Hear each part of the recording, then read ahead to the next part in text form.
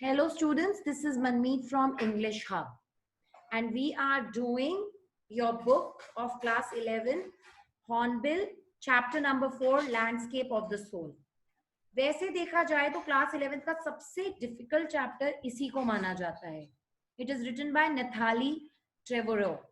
और ये जो नथाली है बेसिकली ये क्या करते हैं, हमारी जो ऑथर है वो आर्ट्स में बहुत इंटरेस्टेड हैं और उन्होंने 2 आर्ट फॉर्म्स को इसमें पढ़ा और उनके बारे में कंपैरिजन हमको समझाने की कोशिश की है.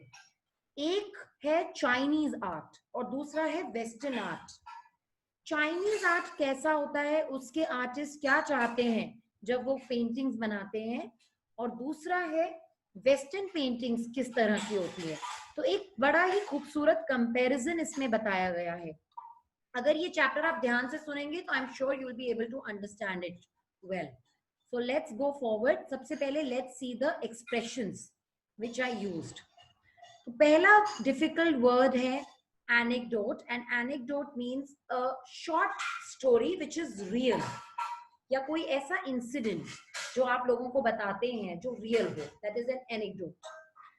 Delicate realism means in this chapter a painting which is very real.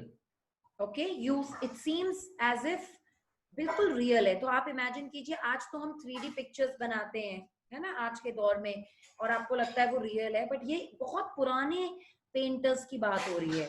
In fact ये जो है ये चाइनीज बच्चे पढ़ते भी हैं अपने एजुकेशन सिस्टम में. फिगरेटिव पेंटिंग मीन्स अगेन ऐसी फिगर जो आपको बिल्कुल ही रियल रहे, या ऐसी पिक्चर या ऐसी पेंटिंग जो बहुत ही रियल लगे. ऐसा इल्यूजन, ओके, एक ऐसा इल्यूजन जो इतना रिजेंबल करे रियलिज्म से कि आपको कंफ्यूजन हो जाए कि ये रियल है या नकली. कंसेप्चुअल स्पेस का कॉन्सेप्ट इसमें ये है कि चाइनीज लोगों के हिसाब से ये जो स्पेस है और इसमें ह्यूमन बीइंग्स कहाँ फिट होते हैं, है ना, उसके बारे में बताया गया है. Now we are going to start the chapter. A wonderful old tale is told about the painter Wu Daozi. तो ये बहुत ही टेल मतलब एक स्टोरी बताई जाती है पेंटर वू डाउजी के बारे में, who lived in the 8th century, जो 8th century में थे. His last painting was a landscape commissioned by the Tang Emperor Xuanzong. तो उन्होंने एक पेंटिंग बनाई थी लैंडस्केप. ये लैंडस्केप मतलब जिसमें हिल्स वगैरह होते हैं, ऐसी पेंटिंग को आप लैंडस्केप बनाते हैं. तो उन्होंने टैंग एम्परर के लिए ये पेंटिंग बनाई थी to decorate a palace wall. एक पैलेस वॉल के लिए, उसको डेकोरेट करने के लिए.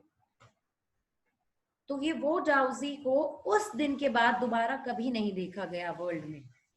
और उन्होंने एक लैंडस्केप पेंटिंग बनाई थी एम्परर ज़ोंगज़ोंग के बारे में, टैंग एम्परर ज़ोंगज़ोंग के लिए, उनकी पैलेस की दीवार के लिए. The master had hidden his work behind a screen.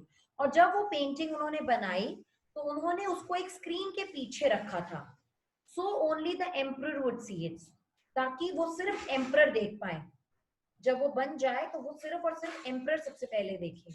For a long while the emperor admired the wonderful scene, discovering forest, high mountains, waterfalls, clouds floating in an immense sky.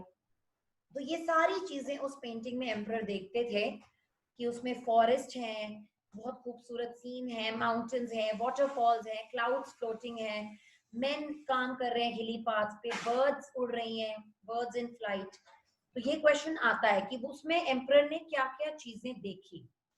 Look sire, said the painter. तो painter कहता है sir देखिए. In this case, तो जब वो painter जो है, बहुत ही महान पेंटर वू डाउजी ने पेंटिंग बनाई और एम्परर को दिखाई, तो एम्परर ने ये सारी चीजें देखी. तो फिर पेंटर ने कहा कि देखिए सर, यहाँ पर एक केव भी है जिसके तरफ आपका ध्यान नहीं गया, at the foot of the mountain, और इसके अंदर ड्वेल्स अ स्पिरिट. और इस केव के अंदर, ये जो माउंटेन के फुट पे है जिसपे आपका ध्यान नहीं गया, उसके अंदर एक स्पिरिट रहती है. The painter clapped his hands and the entrance to the cave open. और फिर उन्होंने क्लैप किया दोनों हैंड्स को पेंटर ने और एंट्रेंस खुल गई। द इनसाइड इज स्प्लेंडेड, और उन्होंने बताया कि जो अंदर है केव के वो बहुत ही खूबसूरत है, beyond anything words can convey, इतना खूबसूरत है कि मैं वर्ड से आपको समझा ही नहीं सकता हूँ। Please let me show your majesty the way, और वो कहते हैं कि आपको मैं ये रास्ता दिखाता हूँ उसके अंदर क्या है। The painter entered the cave, और पेंटर ने केव के अंदर चला गया, एंटर किया, but the entrance close behind him, और जैसे ही पेंटर उस पेंटिंग वाली केव के अंदर गया, एंट्रेंस क्लोज हो गई, and before the astonished emperor could move and और अटर अ वर्ड, और आश्चर्यचकित जो एम्परर थे वो हिलते या एक शब्द भी बोलते, the painting had vanished from the wall, और वो पेंटिंग भी गायब हो गई, और not a trace of Wu Daozi's brush was left, और एक तिनका भी वहां पर वुडाउजी के ब्रश का या किसी और चीज का नहीं था। And the artist was never seen again in this world, और उस दिन के बाद ये जो आर्टिस्ट हैं बहुत ही पॉपुलर वुडाउजी, उनको दोबारा नहीं देखा गया इस दुनिया में। तो प्लीज अंडरस्टैंड दिस स्टोरी, ये बहुत ही फेमस और ओल्ड टेल है, ओल्ड स्टोरी है चाइनीज की, कि जो एक चाइनीज पेंटर थे वो डाउजी नाम के, उन्होंने एम्परर की पैलेस की दीवार के लिए एक पेंटिंग बनाई, ठीक है, और वो जो पेंटिंग है वो उन्होंने हमेशा स्क्रीन से ढक के रखी, और जब वो एम्परर को, और वो ढक के इसलिए रखी ताकि वो सिर्फ एम्परर को दिखाएंगे, और जब उन्होंने एम्परर को दिखाई तो पहला क्वेश्चन एग्जाम में आता है कि एम्परर ने उसमें क्या क्या चीजें देखी, तो आप सारी चीजों का नाम बताएंगे कि उन्होंने फॉरेस्ट देखा, सीन देखा, हाई माउंटेन्स देखे, वाटरफॉल्स देखे, क्लाउड्स फ्लोटिंग देखे, मेन काम करते हुए हिली पाथ्स पे देखे, बर्ड्स इन फ्लाइट, बर्ड्स उड़ती हुई देखी, मगर क्या उन्होंने नहीं देखा, उन्होंने नहीं देखा, और फिर पेंटर उन्हें दिखाता है, क्या दिखाता है, एक केव जो माउंटेन जो उन्होंने देखा उसके फुट पे थी, और उस केव का दरवाजा क्लैप करने पर खुलता है, और पेंटर ने उन्हें ये भी बताया कि यहाँ पे एक स्पिरिट रहती है, और जो अंदर की खूबसूरती है वो मैं आपको शब्दों में नहीं बता सकता हूँ, आपको मैं वो दिखाऊंगा। और क्लैप करते ही केव का दरवाजा खुला, और उन्होंने कहा कि चलिए मैं आपको रास्ता दिखाता हूँ, और आगे आगे पहले पेंटर अंदर घुस गए केव के, और उनके अंदर जाते ही दरवाजा बंद हो गया, इससे पहले कि आश्चर्यचकित एम्परर कुछ बोल पाते या कुछ कर पाते, और वहां से हर एक चीज वुडाउजी की गायब हो गई, along with the artist and the painting, सब कुछ वैनिश हो गया, वैनिश मतलब गायब, okay. Such stories played an important part in China's classical education, और चाइना की जो हिस्ट्री है ना, क्लासिकल मतलब हिस्ट्री, उस एजुकेशन में बच्चों को ये स्टोरीज बताई जाती है। The books of Confucius and Zhuangzi's are full of them, और दो किताबें हैं और ऐसी बहुत सारी आर्टिस्ट की स्टोरीज से भरी हुई हैं। They help the master to guide his disciple in the right direction, disciple mean student, तो ये हर एक मास्टर को हेल्प करती हैं ऐसी स्टोरीज कि अपने स्टूडेंट को राइट डायरेक्शन दिखाई जा सके। नाउ सबसे पहले तो आप ये मान के चलिए कि इस स्टोरी के बारे में पूछा जाता है, और फिर अब हम आगे बढ़ते हैं। Beyond the anecdote they are deeply revealing of the spirit in which art was considered. अब आप देखिए कि इसमें, इस स्टोरी में आर्ट किस तरह से कंसिडर किया जाता है वो बहुत इंपॉर्टेंट है। चाइनीज पेंटिंग में ये चीज है कि व्यूअर क्या देखना चाहता है वो बहुत इंपॉर्टेंट है, और जो आपका माइंड आपको दिखाएगा वो उसमें दिखने लग जाता है। चाइनीज पेंटिंग ऐसी होती है। कॉन्ट्रास्ट दिस स्टोरी, इसके कॉन्ट्रास्ट में एक और बहुत फेमस स्टोरी है, another famous one about a painter who wouldn't draw the I of a dragon. एक बहुत ही महान पेंटर था, उसने बहुत खूबसूरत ड्रैगन पेंट किया, बनाया पूरा, मगर वो इतना डर जाता है उस ड्रैगन से कि वो उसकी आई ड्रॉ नहीं करता है। Who wouldn't draw the eye of a dragon he had painted for fear it would fly out of the painting, with an old story from my native Flanders that I find most representative of Western painting. तो आपको ये समझ में आना है कि ये इतनी रियलिस्टिक पेंटिंग उसने बनाई है।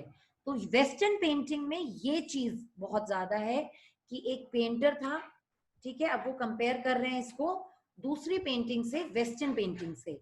चाइनीज पेंटिंग में आपको लैंडस्केप दिखता है और आप जो देखना चाहते हो माइंड से वो आर्टिस्ट ने दिखा दिया, या व्यूअर जैसा देखना चाहता है वो देख सकता है।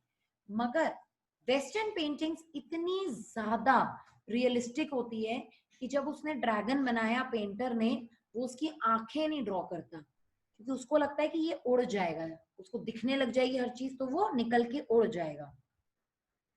Now in 15th century Antwerp is a place in Belgium, a master blacksmith called Quentin Métis, एक blacksmith था जिसका नाम था Quinton मेट्सीज, fell in love with a painter's daughter, उसको प्यार हो जाता है पेंटर की डॉटर से। अब वो खुद एक ब्लैकस्मिथ है, तो ये रिश्ता तो फादर वुड नॉट एक्सेप्ट, है ना, क्योंकि सन इन लॉ एक ऐसे प्रोफेशन में है, he is a blacksmith.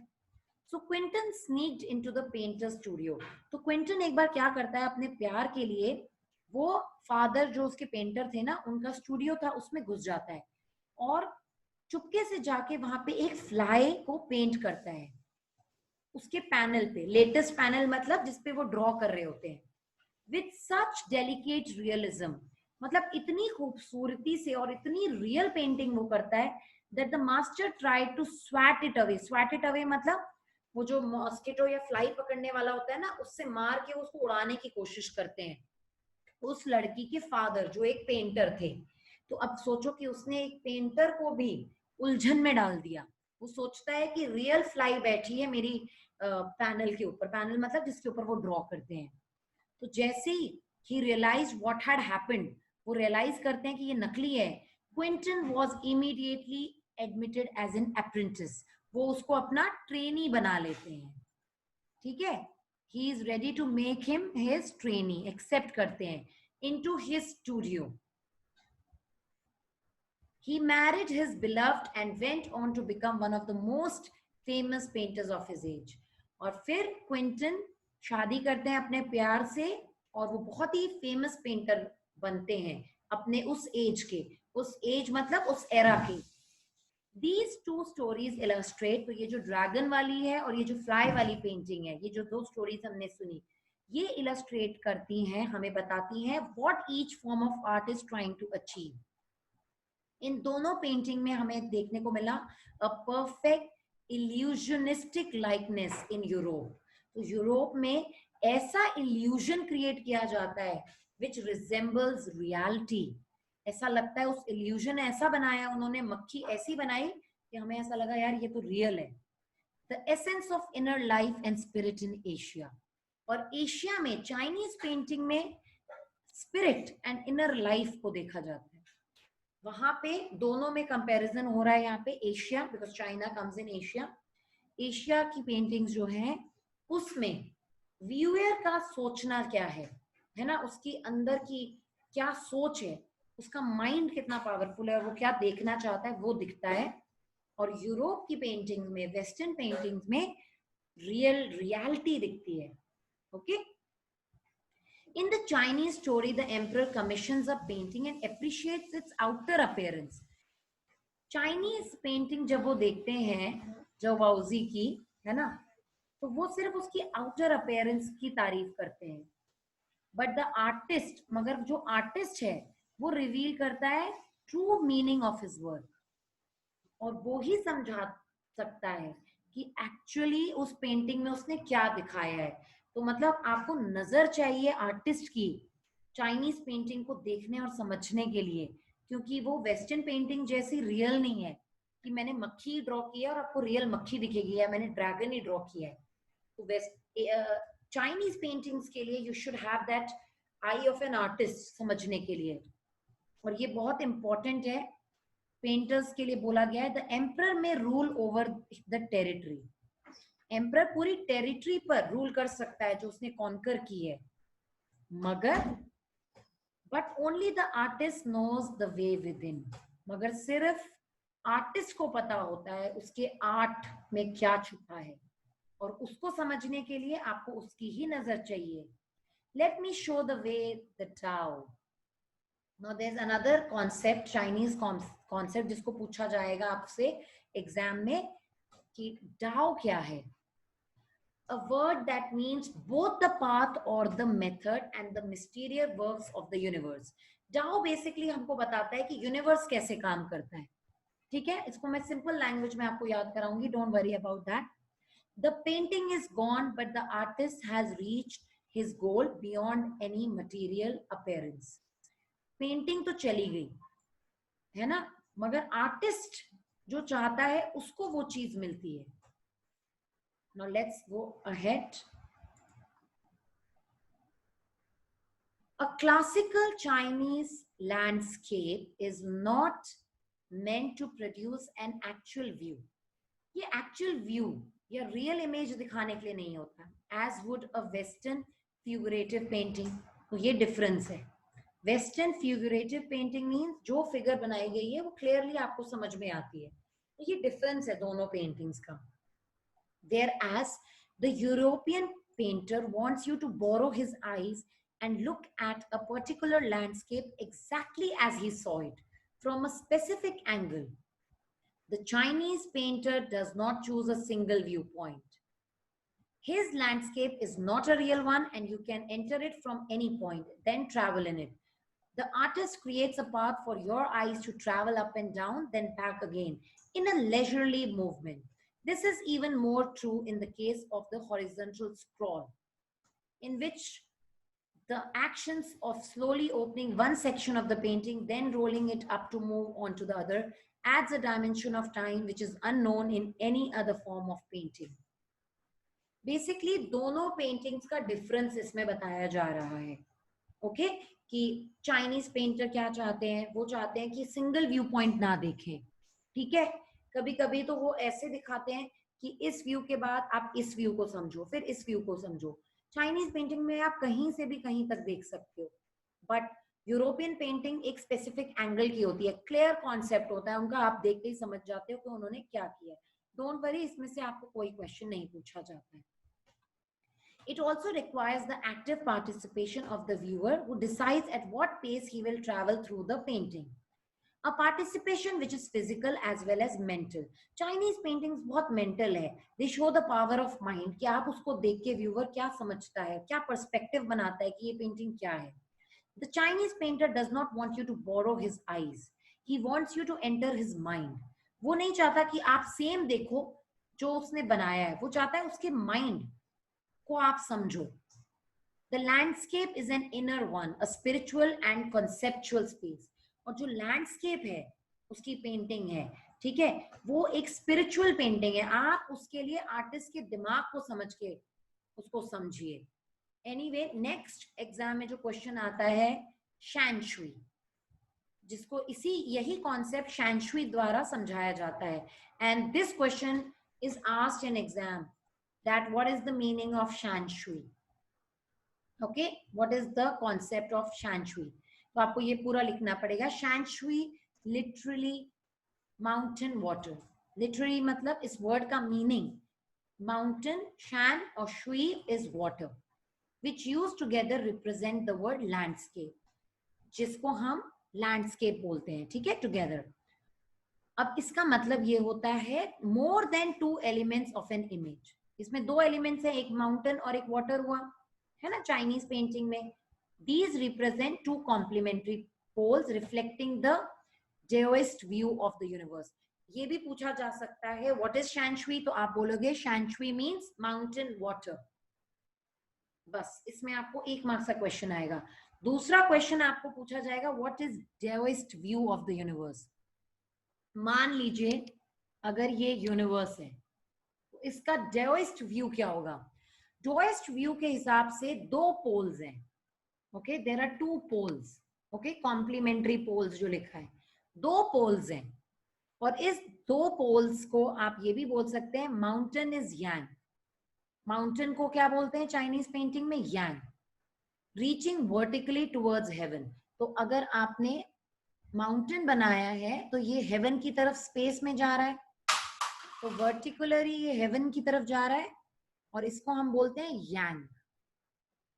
Okay, stable, warm and dry in the sun, while water is yin. और जो पानी है, माउंटेन और वाटर है ना, ये दो वर्ड से बना है, तो mountain is yang and water पानी, वाटर इज yin. हॉरिजॉन्टल है और ये रेस्ट कर रहा है अर्थ पे, ये फ्लूइड. इन दोनों के बीच में जो इंट्रैक्शन होता है, ठीक है, यान और यीन के बीच में जो इंट्रैक्शन होता है, जहां ये मिल रहे हैं, इन दोनों के बीच में जो इंट्रैक्शन होता है, ठीक है, और द इंट्रैक्शन ऑफ यीन, the receptive feminine aspect of universal energy. यीन को हम लड़की मान रहे हैं और यांग को हम लड़का मान रहे हैं, ठीक है, is of course a fundamental notion of Daoism. यही है डेओइज्म. इसका क्वेश्चन का आंसर मैं आपको बहुत ही अच्छे तरीके से लिखवा दूंगी. अभी मैं सिर्फ आपको ये समझाना चाहती हूँ, डेओइज्म में यूनिवर्स में दो पोल्स माने गए हैं, और चाइनीज पेंटिंग में आप समझ लीजिए माउंटेन और वाटर में यांग है माउंटेन और यीन है वाटर. यांग लड़का है और यीन लड़की है, और इन दोनों का जो मिलना है ना, that is what is Taoism. अब इसमें एक थर्ड एलिमेंट और है. There is another third element जिसको बहुत ओवरलुक किया जाता है, मिडिल वॉइड, जो बीच का वॉइड है. जैसे ये दोनों पोल के बीच में जगह खाली है ना, यहाँ पे भी जगह है और यहाँ पे भी जगह है, there is a middle void. उसको यहीं पे ये दोनों इंटरेक्ट करते हैं, यहीं पे इनका इंटरेक्शन होता है, मिलते हैं. This can be compared with the yogic practice of pranayama. तो ये मिडिल का है, उसको बोलते हैं मिडिल वॉइड. और अगर आप प्राणायाम करते हैं, है ना, तो आप इसमें पहुंच सकते हैं. प्राणायाम क्या होता है? Breathe in, breathe out. The suspension of breath is the void where meditation occurs. और वही जो मिडिल वॉइड है, वहीं आप जब पहुंच जाएंगे तब आप मिडिल वॉइड पे जाते हैं, और उसी वक्त आपका मेडिटेशन पॉसिबल होता है. तो middle void is also very important. तो तीन एलिमेंट्स है डेओइज्म के हिसाब से, mountain that is Yang, water that is यीन, और बीच का मिडिल वॉइड जहां ये दोनों इंटरेक्ट करते हैं. I know it is a bit confusing, but don't worry, slowly and slowly you will understand. और इसी में क्वेश्चन सिंपल आएगा आपको, what is the Daoist view, question ये आएगा. So you can learn the answer. इसका आंसर मैं आपको दे दूंगी. या what is the fundamental notion of Daoism, what is Daoism, कुछ भी पूछा जाए तो आपको यही समझाना है. Okay, now let's go ahead. The middle void is essential. Nothing can happen without it. Hence, the importance of the white unpainted space in Chinese landscape. और जितनी भी unpainted space है, that is the middle void. Chinese space में, Chinese landscape में, मतलब जो Chinese painting में जो भी आपको जगह दिखती है जहां कोई पेंटिंग नहीं है, that is the middle void. Let's go further. This is also where man finds a fundamental role. और यहीं पे इंसान का रोल भी हमको पता चलता है कि इस यूनिवर्स वाले कॉन्सेप्ट में इंसान कहाँ है. In that space between heaven and earth, ये जो माउंटेन और रिवर के बीच का स्पेस है ना, या हेवन और अर्थ के बीच में स्पेस है, he becomes the conduit of communication between both poles of the universe. तो जो मिडिल वॉइड है, इसी में हम इंसान फिट हो रहे हैं, है ना, और वो दो पोल्स के बीच में भी जो वॉइड है, वहीं पे हैं हम लोग. His presence is essential even if it's only suggestive. Far from being lost or oppressed by the lofty peaks, he is in Francois Chang's wonderful expression, the eye of the landscape. तो human को हम ऐसा भी कह सकते हैं, it is like the I of the landscape. और ये एक्सर्प्ट मतलब कुछ लाइंस, मतलब ये पूरे जो कुछ स्टोरीज हैं, कुछ पार्ट जो निकाला गया है, this is from landscape of the soul, इस बुक में से लिया गया है. So let's go understanding the text now. Contrast the Chinese view of art with the European view with examples. तो आपको इसमें स्टोरी बतानी पड़ेगी. चाइनीज व्यू में आप डाओ की स्टोरी बता सकते हो, वो जाओजी की, और यूरोपियन में आप चाहे तो उसकी स्टोरी बता सकते हो, ड्रैगन की या फ्लाई वाली बता सकते हो एग्जाम्पल के साथ. Explain the concept of shanshui. Shanshui means mountain water, ये आप बता सकते हो. What do you understand by the terms outsider art and art brut or raw art? ये मैं आपको डिस्क्रिप्शन बॉक्स में लिंक दे दूंगी, उसमें क्वेश्चन आंसर्स आपको मिल जाएंगे. Who was the untortured genius who created a paradise and what is the nature of his contribution of art? तो वो कौन था जिसने untutored genius था जिसने paradise बनाया? तो you have to read this. Okay, ये आपने मेरे ख्याल से सुना होगा. There is a चंडीगढ़ में एक रॉक गार्डन करके है चंडीगढ़ में. Have you heard about that? वो सारी टूटी फूटी चीजों से बना गया है. तो ये किसने बनाया है? ये रॉक गार्डन बनाया है नेकचंद ने. सारा कुछ ब्रोकन बैंगल से बनाया हुआ है. बहुत सारे फिगरीज हैं ऐसे, बहुत सारे इंसान. और यहाँ पे मैं बचपन में गई हूँ because I am from that place, तो मुझे मालूम है अच्छे से. बहुत ही खूबसूरत और बहुत ही बड़ा गार्डन है and it's very very famous. और यहीं पर आपको the notion of art brut or raw art मिल जाएगा answer. Okay, so this is the story. Thank you for watching the video and don't forget to click the blue link for MCQs of this chapter. Have a nice day.